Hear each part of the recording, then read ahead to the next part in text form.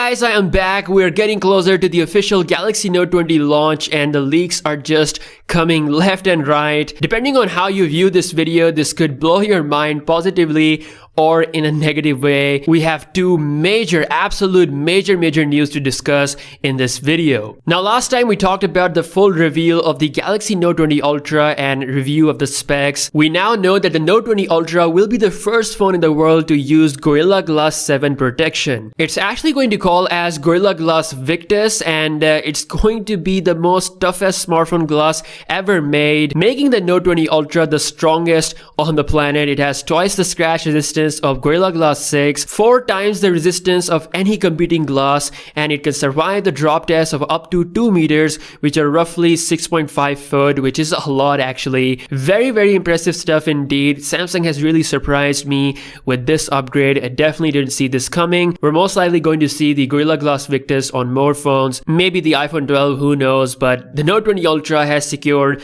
the strongest thing, which is the Gorilla Glass 7, aka Gorilla Glass Victus.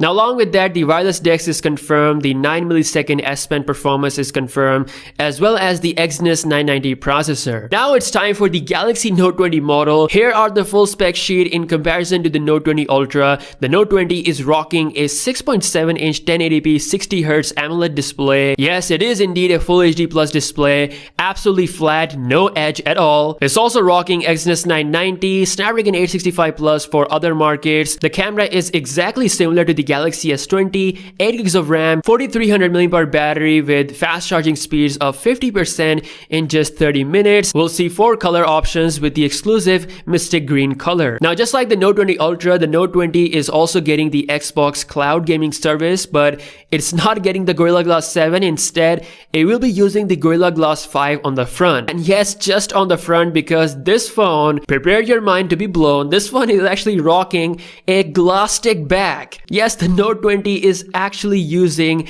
a Glasstick bag. That's kind of a combo they use on their Galaxy A series phone. Every day, the Note 20 is becoming closer and closer to like a upper A series phone, and honestly, this is pretty shocking. The Note 20 is also rocking the old S Pen standard, so it's not gonna have the 9 millisecond delay. Instead, it will be rocking the 25 millisecond delay. Now, there is a good news regarding the pricing of the Note 20 family. According to the report, Samsung is looking to make both Note 20 and Note 20 Ultra affordable. Pricing might be very similar to last year's model, which means that the Note 20 Ultra could cost $1,200 as its starting price, which is actually really good considering everything that is packing. But with the normal Note 20, the 5G model could still start at $900, whereas the 4G variant will come at a cheaper price for sure. I do think that it will come closer to the $800 range, but then again, no 120Hz display, no proper glass back. It's almost like an upgrade to the Galaxy Note 10 Lite. Samsung should actually call this phone as Note 20 Lite because that actually fits more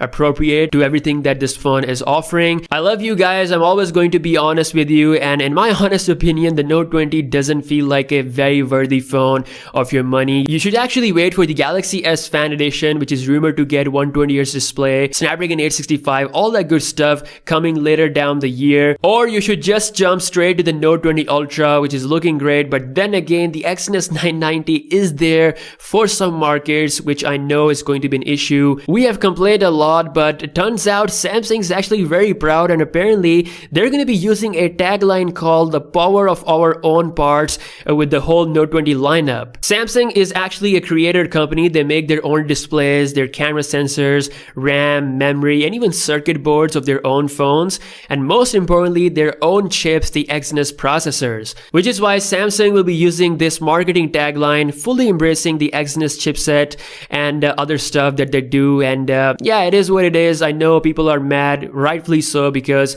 it is unfair to them. Honestly, they should make the international models more affordable compared to the Qualcomm versions because of the difference in the performance. But again, that's unlikely to happen because Samsung doesn't really admit that there is the difference. They say that according to their testing, things are pretty even, but we know they are not. So the Galaxy Note 20 is having more downgrades than we initially thought. It's more like a Note 20 Lite in my opinion, but let me know what you think about this in the comment section below. If you're new here, be sure to subscribe with bell notifications on because there's going to be a lot more content in the coming days. Of course, I will be doing my own testing when the phone is out, hopefully around the time of the event, so be sure to subscribe, and I'll see you guys in the next one. Peace out.